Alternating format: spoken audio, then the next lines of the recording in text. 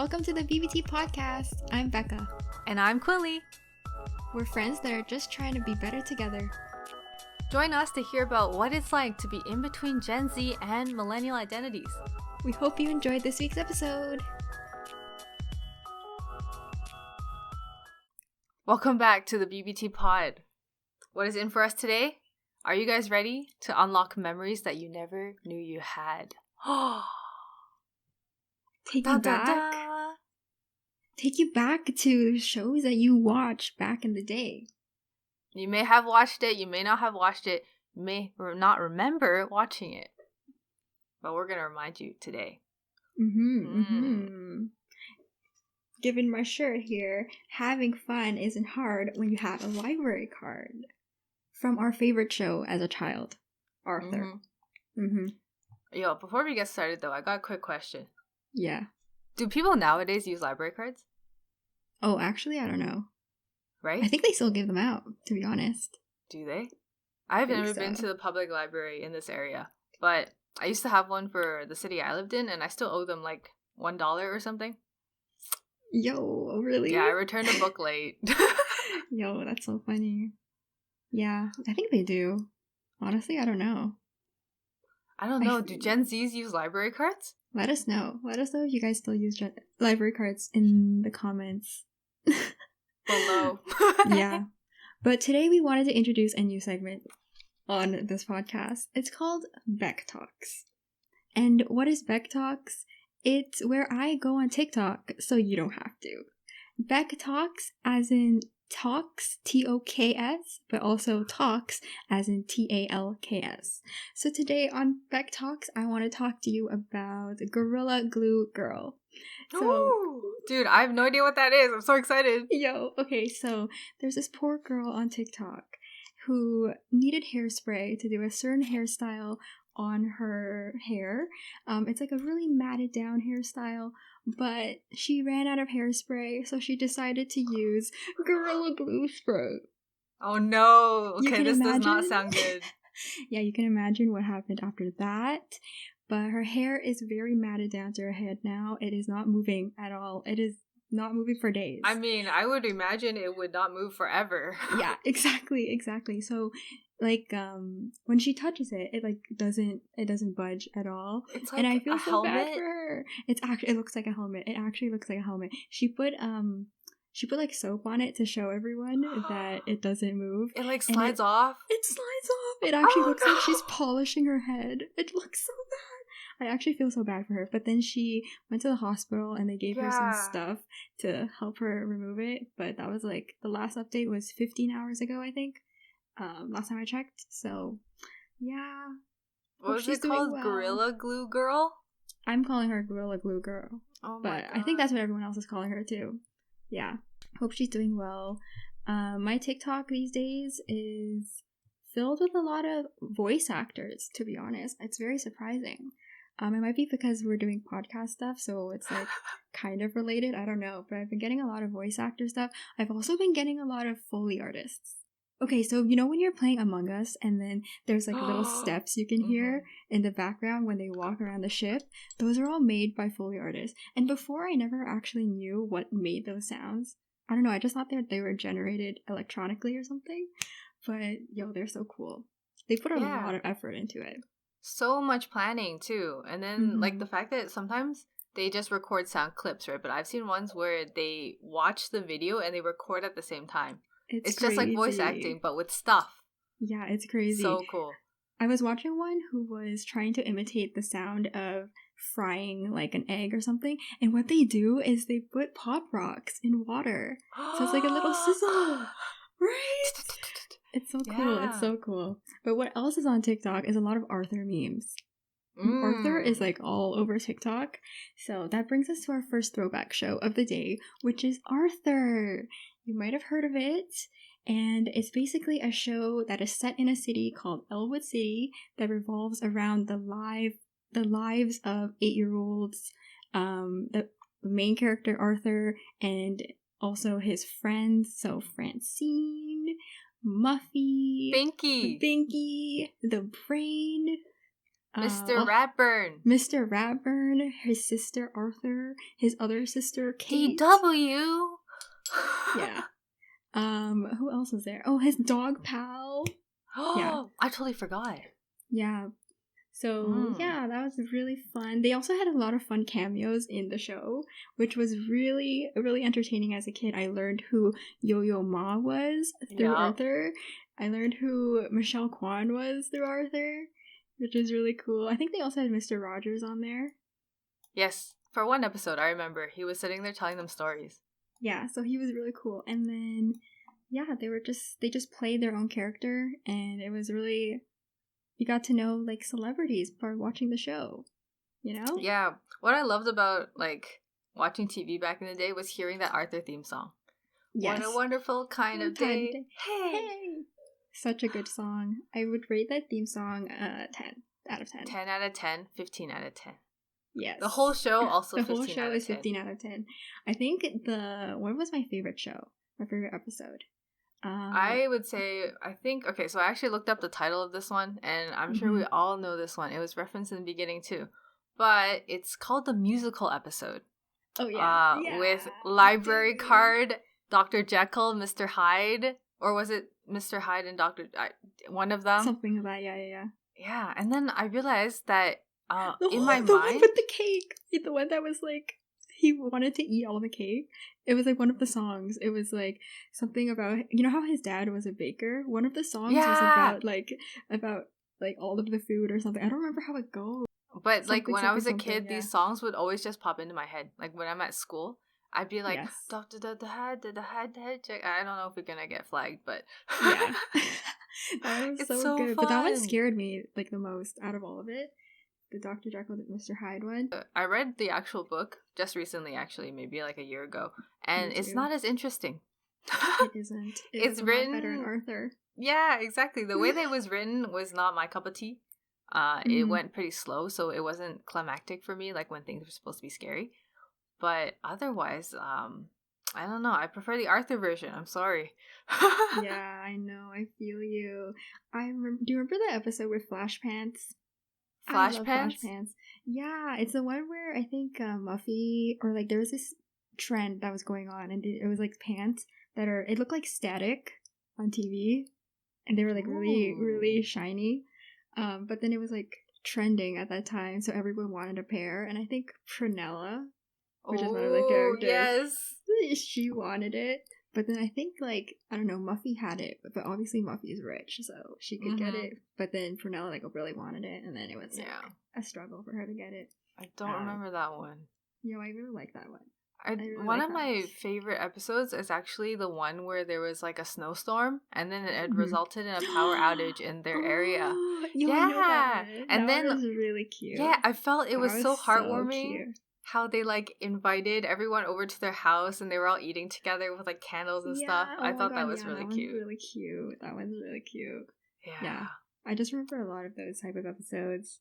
Yes. And you know, Arthur, it like the fact that it was so integral to our lives, right?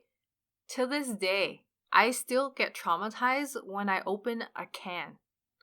Because of that episode, when Arthur was in the garbage dump area and then he was climbing out after his bike fell down or something and he cut his knee on the lid of a open can.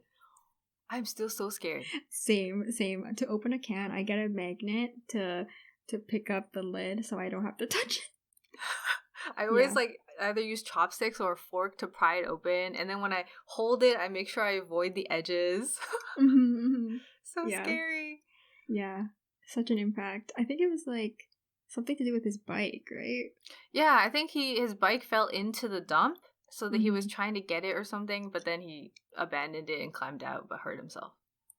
It's crazy. Yeah, I was so I still scared. remember that episode. It was so traumatizing. But another show that was super traumatizing for us was Thomas the Tank Engine. Yeah. Okay, this scared me even more than the little cat. Because, okay, well, first of all, for those of you who don't know what Thomas the Tank Engine is, basically he's a little blue tank engine who works at the Northwestern Railway. So it's actually based on some, like, railway plan or whatever. I didn't look into that too much. But he had a number 1 paint on his side, and they were, like, animatronic looking, but not as cool as Transformers kind of thing, where their eyes had really big sockets and they would just swirl in the eyes. And yeah, I hated this show. I was okay with it until that one episode, the ghost train episode, where Thomas was driving around at night. I don't exactly remember what happened, but then this like glowy ghost train comes out around the bend on the mountain and freaked me out. And so every time it came on, I was so traumatized that when it came on, I would either switch the channel or turn off the TV for like a good 5 minutes until I knew it was over. Yeah, I know. I would do the same thing. I just didn't like it from the first time I saw it. But I must say the theme song is very catchy. I really do like the theme song. Yes, it's used in a bunch of memes, right? I think so. I think they like remixed it to make it like a hip hop remix or something. I do like that. Yeah, exactly.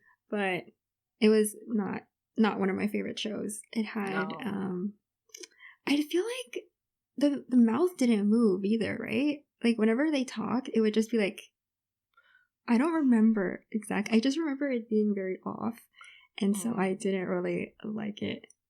I don't remember too much about it. Were there moments where maybe their mouth would be just in one position and then switch to a different type of mouth? But I don't know. I didn't invest too much energy into that show. Yeah, same. But I do have a fun fact for you. Ooh, okay, let's go. Tom's the Tank Engine, despite the fact that he is an engine that is alive, has a driver. And the driver's name is Bob. Do they ever say that in the shows? I don't even know. I didn't even know that. Bob. And that reminds me of Bob the Builder. It does remind me of Bob the Builder. Did you watch that show? No. I don't know if it was like not my time or slightly later, but I remember seeing it on TV like once or twice, but never watched it. Oh, okay. I watched it a bunch. It's just like him and his trucks and things like that, or I guess other construction equipment building things. I don't actually remember too much of the show.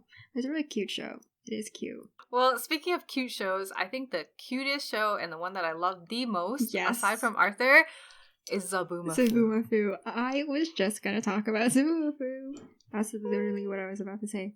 Awesome. Yeah, but Zoboomafoo, if you've never heard of it, it's basically a show with Chris and Martin Kratt with a little lemur who is he talks in it, is obviously a puppet. She's singing the theme song. And he's from Madagascar.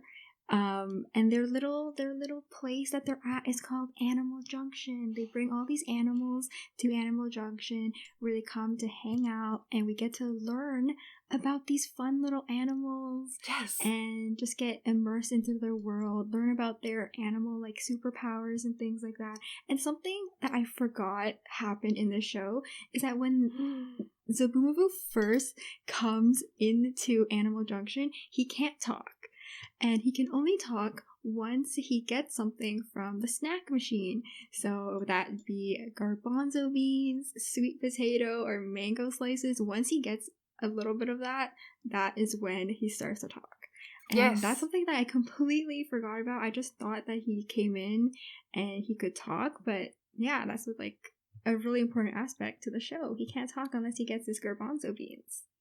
I love it. He's so cute. They're always like, Zabu, come here, eat your beans. And then he would transform into this cute little puppet. Yeah. And then there was other segments to the show that Quilly reminded me about.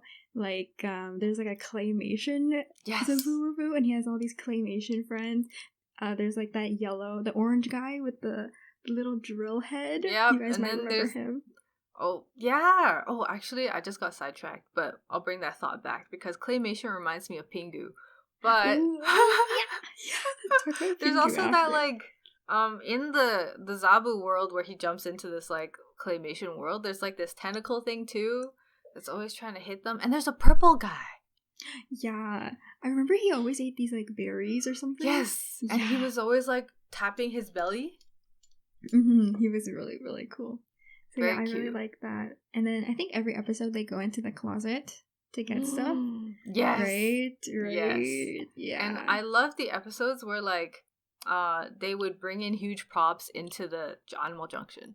And one of my favorite episodes was bringing the elephants. And yes, they were talking about like elephant intelligence, right? How smart they were. So they were like doing tricks and stuff. It was so cool. Yeah. And then another part of the show that we really remember is the rain dance. I don't know if you guys remember that. He like puts on this ridiculous hat. Zabu puts it on, the puppet. And then it's like half the length of his body. And he's just like swinging his head around, calling the rain. It's so good. It's so good. But there are traumatizing moments too, right?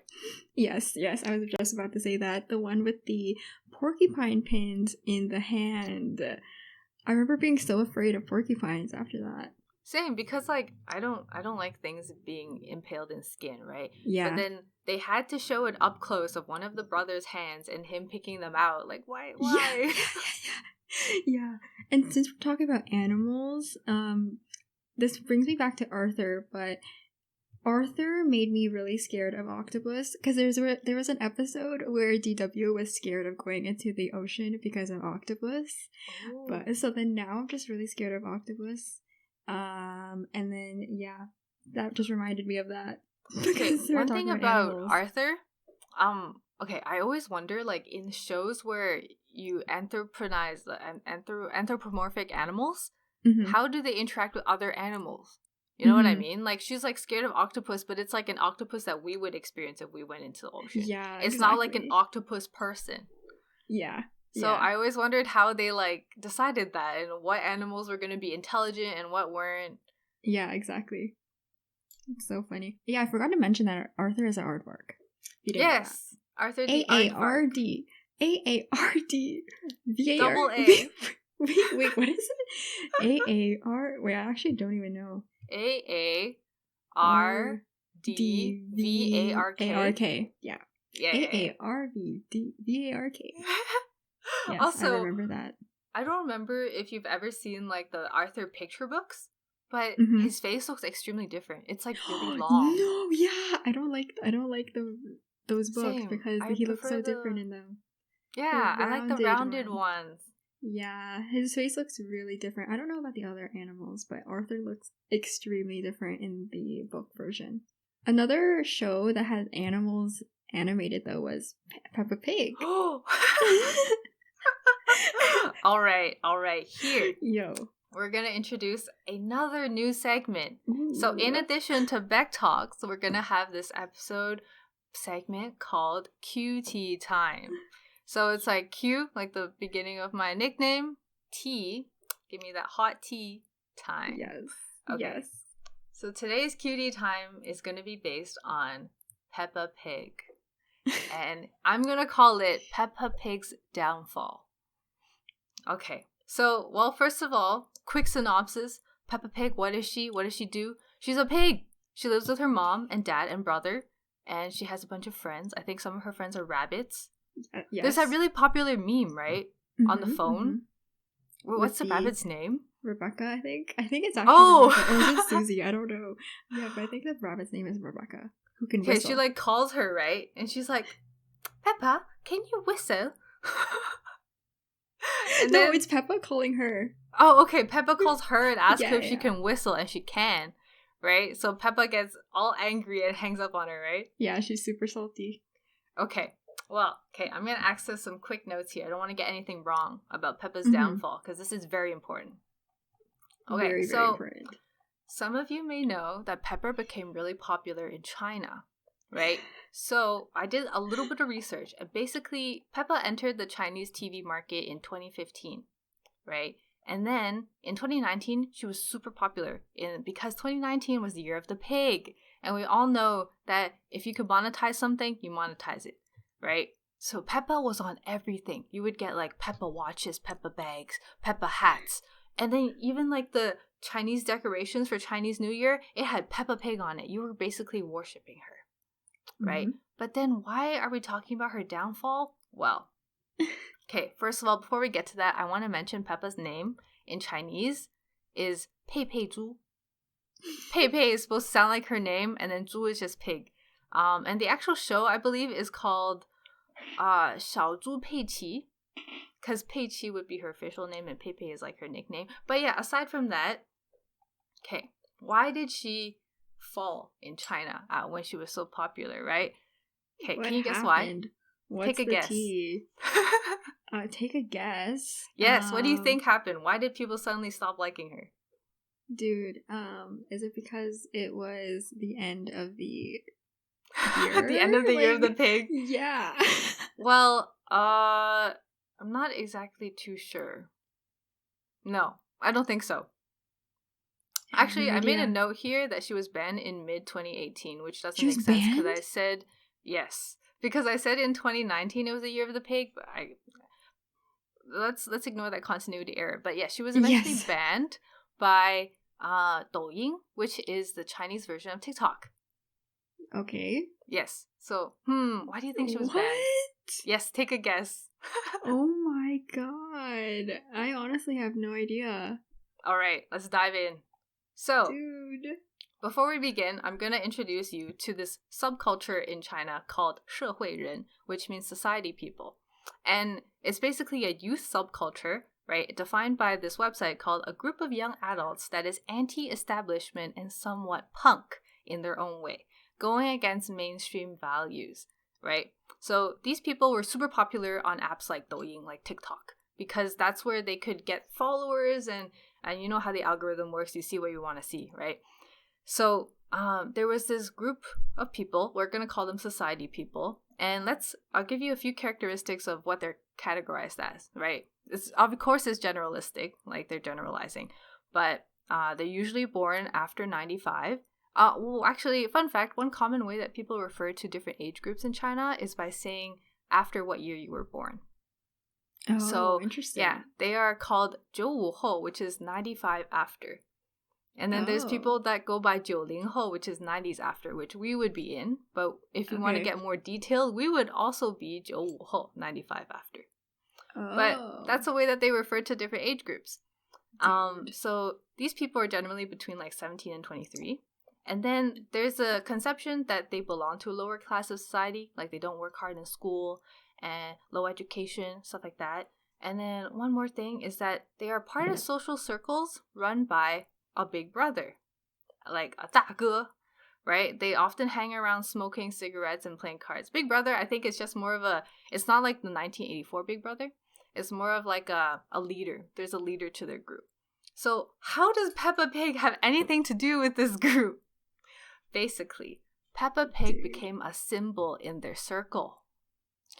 So, yeah, it's mostly an ironic association. So the people in this circle would purchase Peppa Pig merch and wear it and stuff. So it kind of all started when this one guy on TikTok, Chinese TikTok, put a huge Peppa Pig tattoo on his back. And then people started to follow that trend. So, you know how initially I mentioned like they had like Peppa Pig merch? They specifically, all these news sources mention a huge watch that is Peppa Pig themed. So just imagine like Chinatown, if you've ever been, there's like stores that sell knockoff goods, right? So it's like a huge watch that is pink with Peppa Pig on it. And they would all wear these watches. Yeah, and they would also wear like Peppa Pig pochettes, so small like pocket bags, or Peppa Pig like pens, pencil cases, everything. They would have these. And actually, like, there's a reason behind why the society people wore these. It's supposed to be mocking big tattoos and golden Rolex watches of the real tough guys, while distinguishing themselves between mainstream culture and fashion, right? Yeah, right? So it's like an ironic application of it. And then so after this took off on like the streaming apps, right? There started to be dark humored memes using Peppa Pig and stuff like that, so it started going down that way. And then yikes. Yes, exactly. Yikes. So that's when Douyin started to ban Peppa Pig. But fun fact, it's actually not banned on like Weibo or anything, which is like the Chinese Twitter. So it's still active. And from what I found out, the indoor Peppa Pig theme park in Shanghai is still open. Wait, they have a Peppa Pig theme park? Yes. Dude, so there's like an indoor theme park in Shanghai where little kids can go. And then the Peppa Pig statues are about the size of a toddler. And it's like pretty cute. Oh my god. Yeah. But that was our QT of the day. The downfall of Peppa Pig in China. Peppa Pig. Oh my. Oh wow. So it's basically a bunch of hipsters trying to be different, right? Yep. Not trying to be mainstream. Yeah, and then it went down the wrong way and they got banned on one of the biggest streaming apps in China. Yo, that's crazy. So are they still allowed to sell Peppa Pig stuff, though? I think so. I think there hasn't been any bans on Peppa Pig merch, but it might not be encouraged. Yeah, like they might want to encourage other things to veer away from it. I'm not too sure. But yeah, fun stuff. So now that we've talked about these shows that we have seen before, most of you listening have probably seen before, when we come back after the break, we're going to talk about shows that each other have not seen. So I'll describe shows to Becca, and then Becca will describe shows to me that some of you may have seen, some of you may not. We'll see.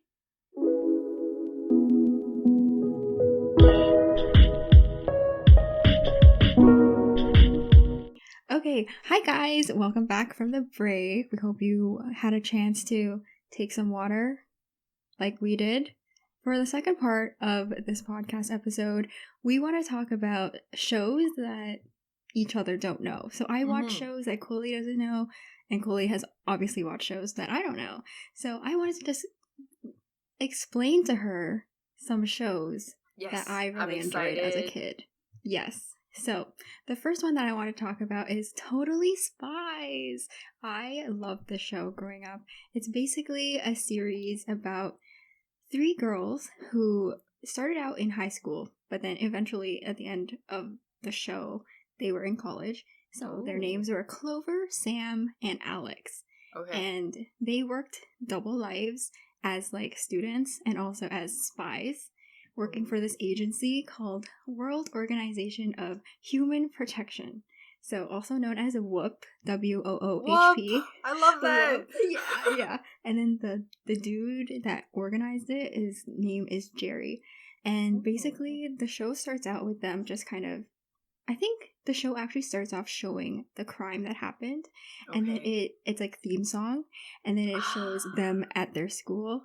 And then just like them doing regular things, and then out of nowhere, like they'll just be chilling, and out of nowhere their lockers will open up, and then they'll just be like dragged in or something, or like the ceiling will open, and then they'll be like pulled up, just like randomly out of nowhere. They'll be like standing, and then it just like pulls them in, and then they have to do a mission.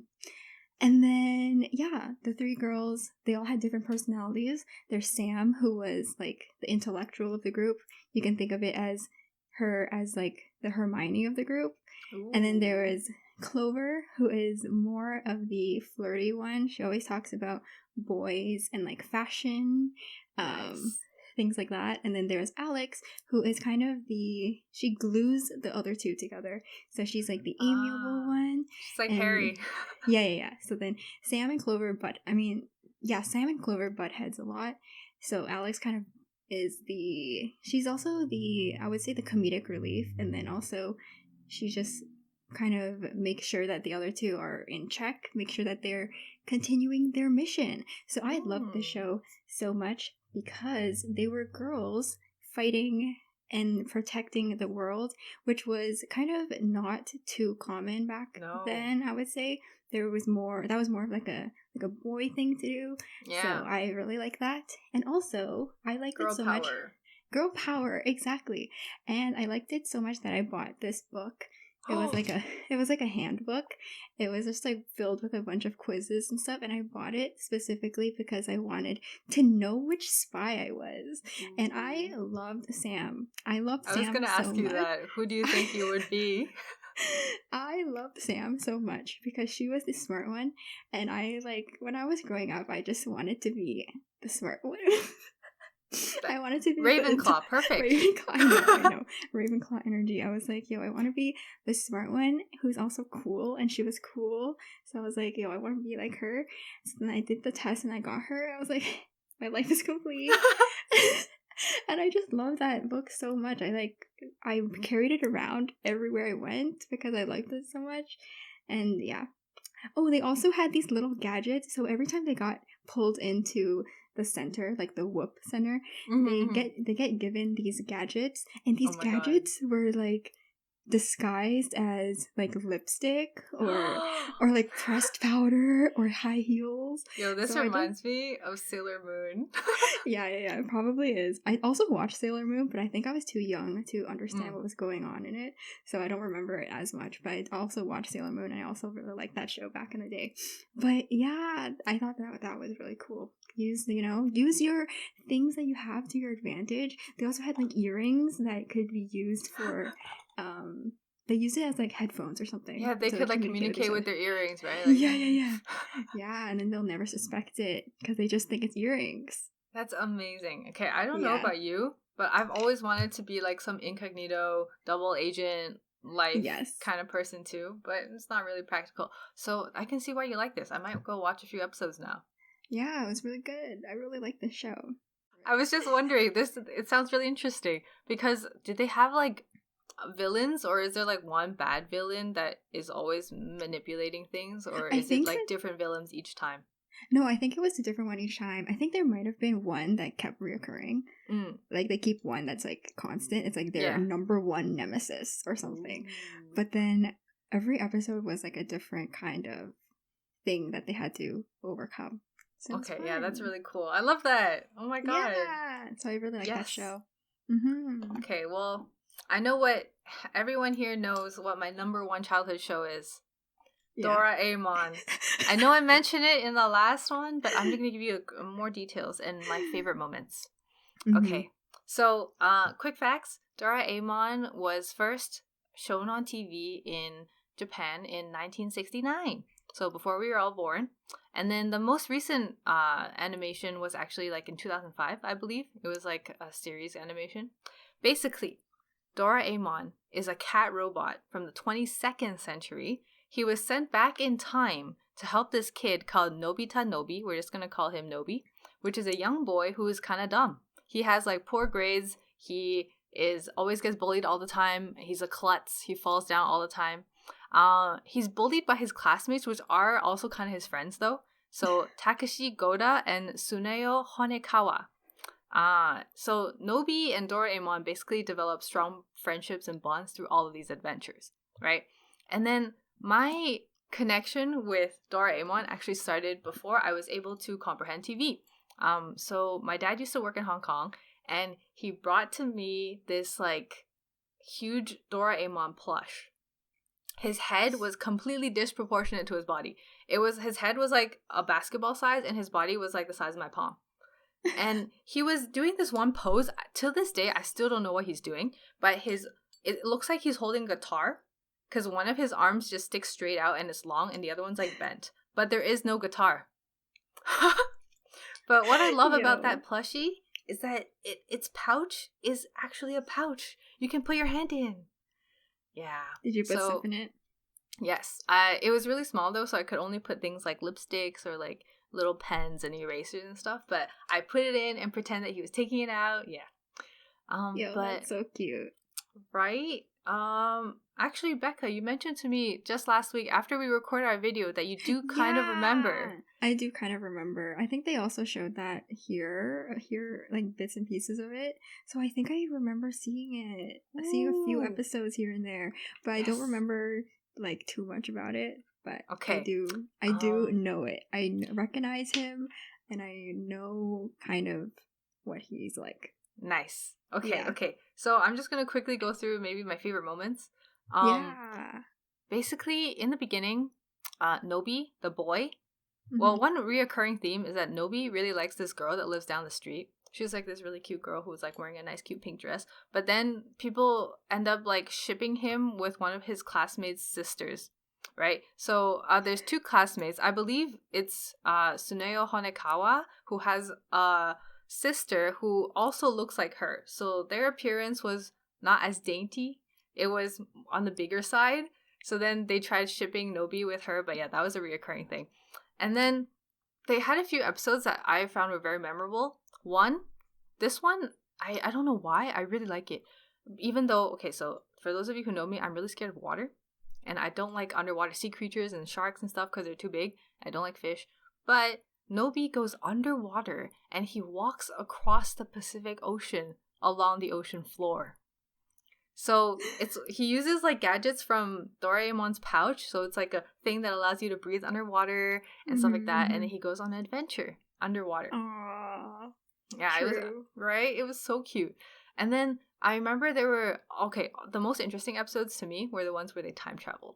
So it was really cute. Cool. Basically, Doraemon, the way that he appeared to Nobi was he popped out of Nobi's drawer under his desk, and that was his portal.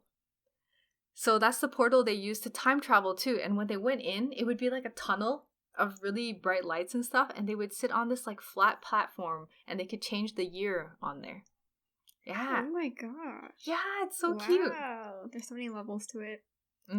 But yeah, basically that is one of my ultimate number one childhood shows. That is adorable. When did you watch this?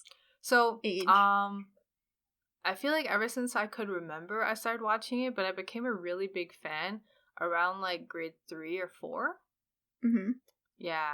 I forgot. I don't really remember my age back then. But yeah. Yeah, same. I also don't remember when I watched that. Like Totally Spies. Speaking of which, my mom, she bought me like a lot of DVDs of this. So you know how back in the day, I'm pretty sure everyone listening knows what a DVD is. But they would come in like these plastic wrappings, floppy ones, and then they would come in huge packages. So I had 2 large cases of Doraemon discs, and each disc had like 2 or 4 episodes. Yeah. I just remember crazy. that. Yeah, I wanted to wear my Doraemon sweater, but I left that back at my hometown. Oh, you have one? Yes, I have one. Obsessed. I'll bring it one day. Yo, you have to wear it. Yeah, I will. I'm really jealous of your Arthur shirt. I love it so much. Yes, my Arthur shirt. I love Arthur so much. Yeah. Okay. Yeah. Well, there was Doraemon.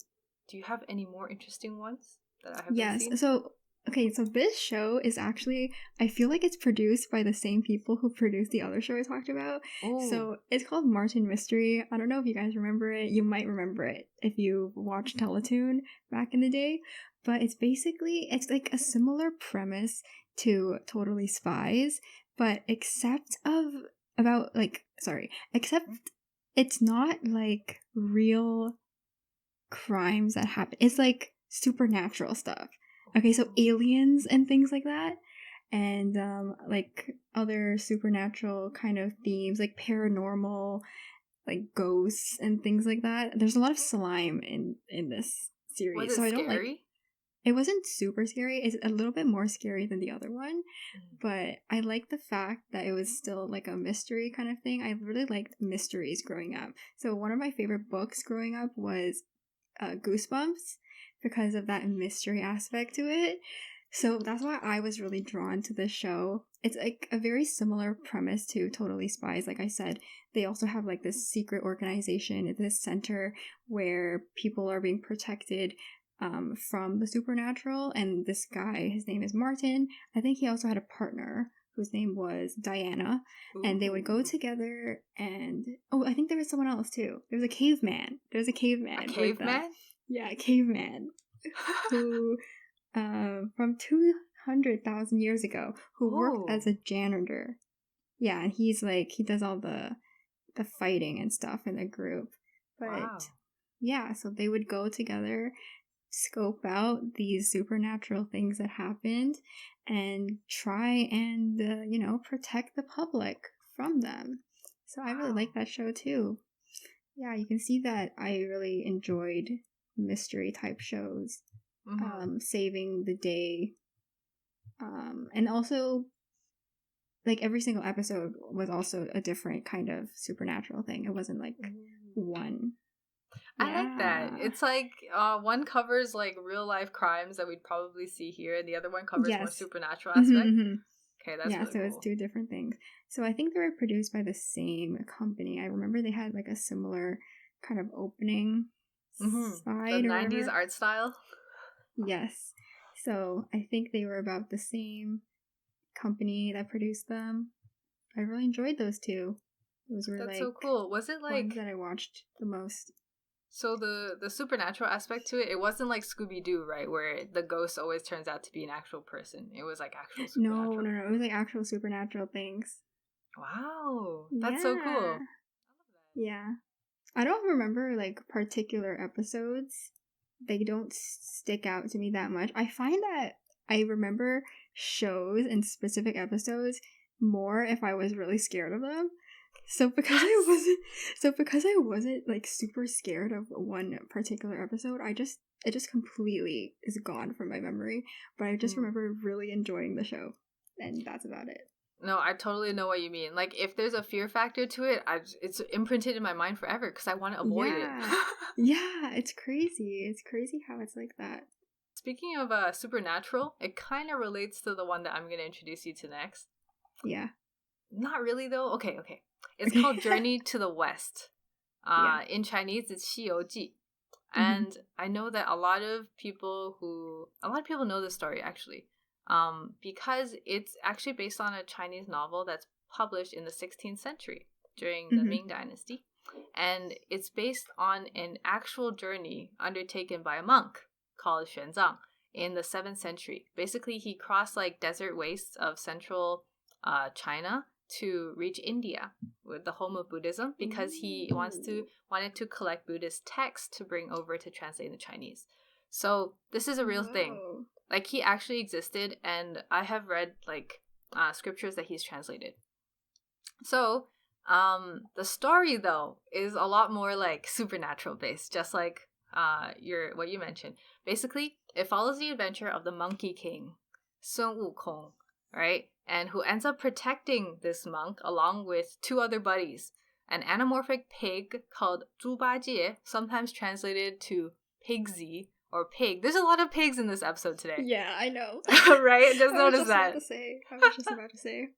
And then his other buddy was a river ogre called Sha Wujing, also translates to Friar Sand or Sandy. We'll call him Sandy.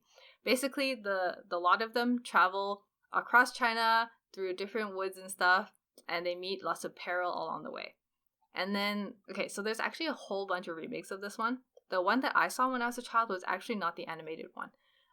It was the live action released in 1986, starring this guy called Liu Xiaolingtong. And then he played Sun Wukong, so the Monkey King. And this is my ultimate favorite version, because like the way that he acts out monkey behaviors is so good. He actually seems like a monkey. But a lot of people listening may be more familiar with the animated version that was released in 2000s. And basically, I really like this story because it's a journey of hardships. Plus, like, the reason why the Monkey King was supporting this is not because he, like, willingly wanted to in the beginning. It was a punishment because he wreaked havoc in other places, right? So his journey was actually started because he was forced to, because of his powers, to protect this guy. And then my favorite episodes were actually, like, the most scary ones. There's this one, especially, where they like end up in this like mountainous area, and then the members themselves get into a feud. So then the Monkey King left, right? And then he wasn't able to protect them as well, and they all get kidnapped and stuff, which is a reoccurring theme. Like, the master gets kidnapped and they have to save him. But this one was specifically about this like evil spirit who would kill people and then possess their bodies to convince to like trick the party into trusting them. And that was actually one of my favorite episodes. I don't know why. It was probably the most memorable because it was scary. Yeah. But I feel like it has a lot of layers to it. That's why. Possessed. I don't know. It's different. Yeah, it's also like it's not very common to see someone get possessed.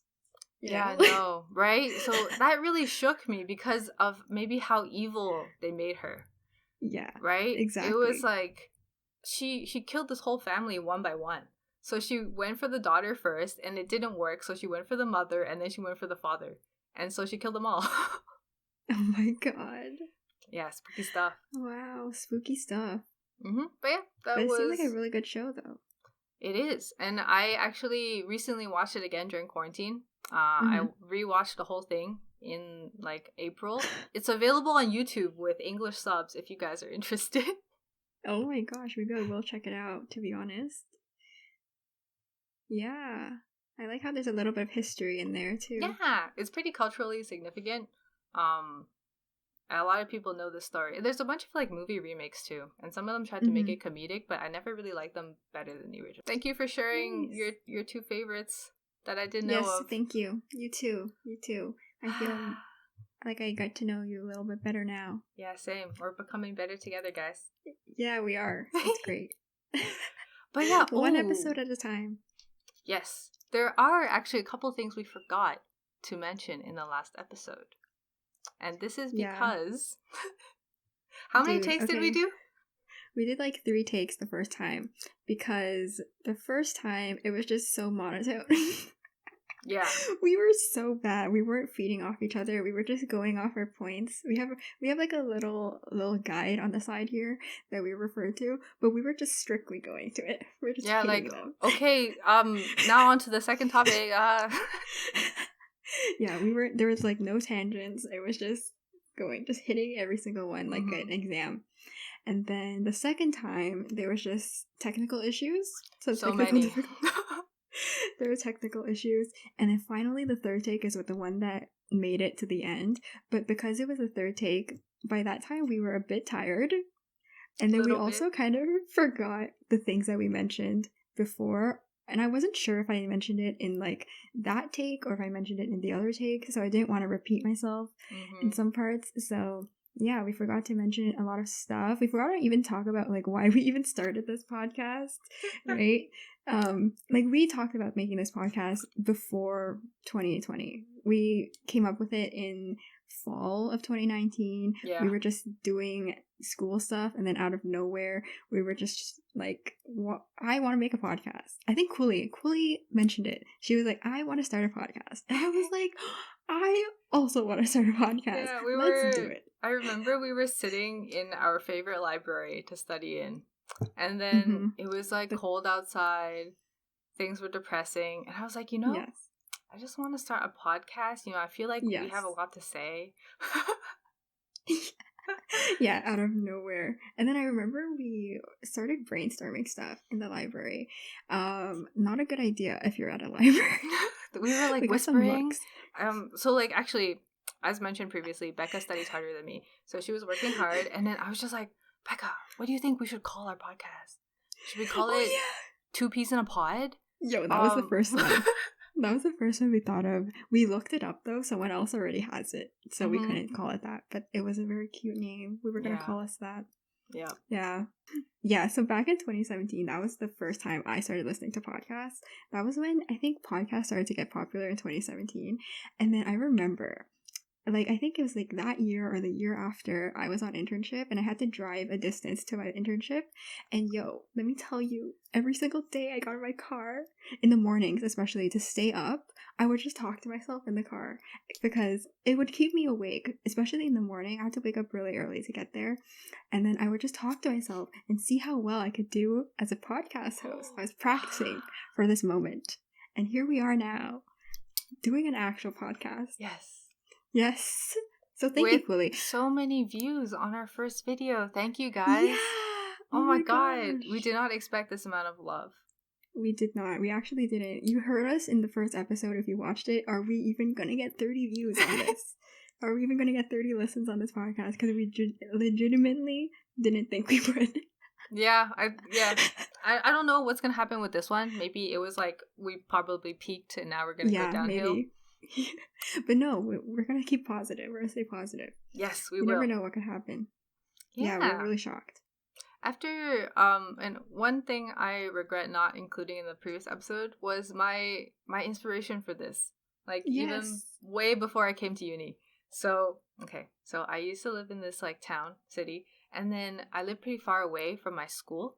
So my neighbor and I would walk home together, and it would be like a pretty long walk. Like 30 minutes was like long for a preschooler, like a little kid.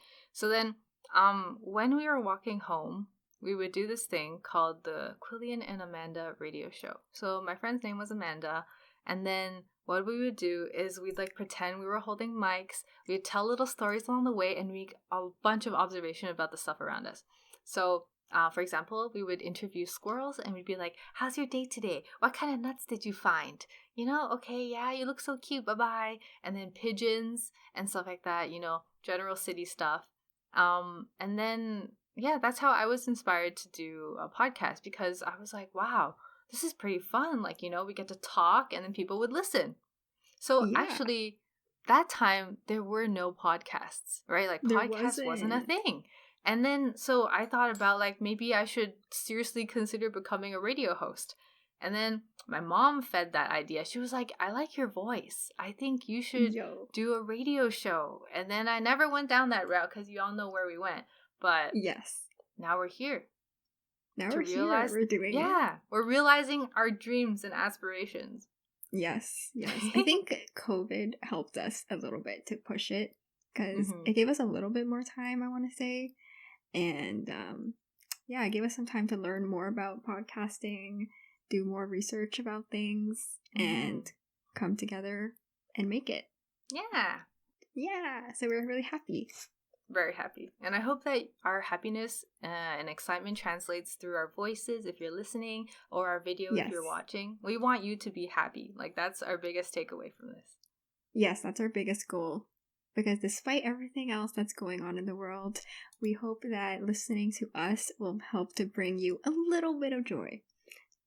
Yes. Yeah. And especially, thinking back to better days, thinking back to when we were younger, those were simpler days. We all miss those times.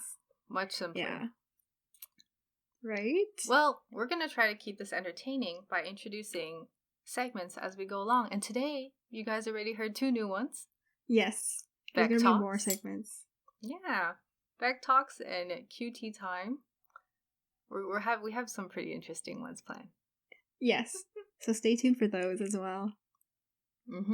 Why don't we give them a little hint? A little hint? Yeah. Like, so you know how when you go on the internet, back in the day, you had to enter in the search bar www. Yeah. Well, okay, that's the hint. That's the hint. Yeah. What could that mean for the podcast? We'll let you think about it. Yes, we'll let you think about it. We'll let you sit on that one, and then you're going to have to listen to the other episodes. Yeah, wow. To figure out what We're getting better at this. We are. Slowly but surely. So, until next time, guys, make sure you stay safe. Stay at home. And, we would say wear your seatbelt, but you don't really have to go outside unless you need to. Yes. Exactly. So until next time, guys. Don't forget to check in on your friends. Make sure they're okay. Bye. Bye-bye. Bye. Thank you for listening to the BBT Pod. Our music is by our friend at soundcloud.com/MIERUKO. See y'all next time. Bye.